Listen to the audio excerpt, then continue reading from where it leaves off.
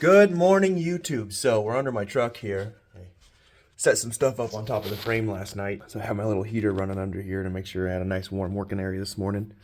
But anyways, it's time to start slapping this bad boy together. We need to start getting the old stuff taken apart and start putting shit together. I already have the new bearing races pressed in on this end back here.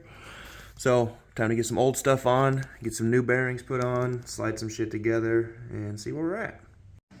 Okay, so I got everything cleaned up. I got my work area ready. The first thing I've done, I've got my two center section bearings sitting there warming up, and I've got my pinion bearing sitting there warming up. That'll make install a breeze because they'll slightly expand and they'll drop into place.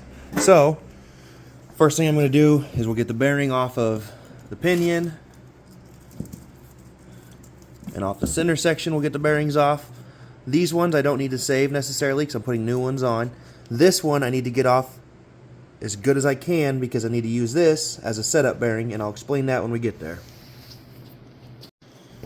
These ones you can take off by splitting the bearing. You just want to cut through but not touch the housing that it goes on, because if you fuck that up, you're going to have a bad day. You can use a bearing splitter. Get these off however you need. Don't damage anything. Unless it's the bearings, they get damaged, whatever you got new.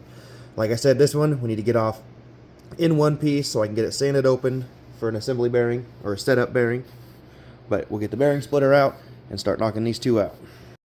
Well, in true fashion of how my life goes, nothing works the way it's supposed to, even when you get the right shit. My bearing splitter broke, so we're going to use heat. Get your pinion up in the... Whoops. Get your pinion all set up here with your impact socket. We'll spin it and we're going to add heat, and this bearing should just drop right off. Show you here in a minute.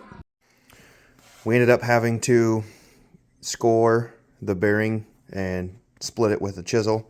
Did the same on there.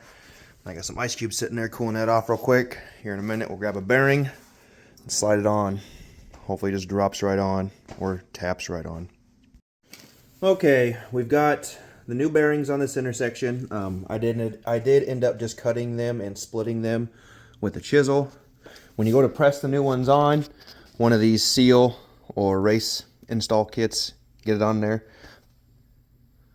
These kits are really good for pressing in your seals, your bearings, and whatnot. But on those, the bearing itself is sat down just a hair, so the end of that tube sticks through the bearing. So in order to make sure you get that on there flush, what I do is I just take one of my old inner bearing pieces, and I'll set this side on it, get my tool on there, and smack it, and then it gets it down there recessed just a little bit where it needs to be. And then this is the pinion gear we're not going to be using.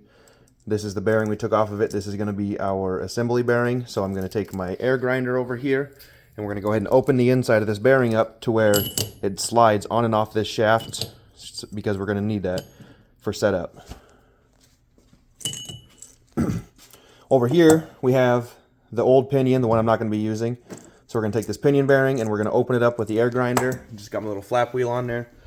We'll open it up just enough so that this bearing can slide on and off, because we're going to have to change our shims back here depending on what we need. So you want to use this bearing, use a good bearing, clean it out, and this will be for your setup. So it slides on and off. Pretty simple. We'll get it opened up and I'll show you how easy it slides on. Okay, I got the inside of the bearing cleaned out. I took a 1000 grit sandpaper and I put the thing in my drill and spun it, cleaned that up.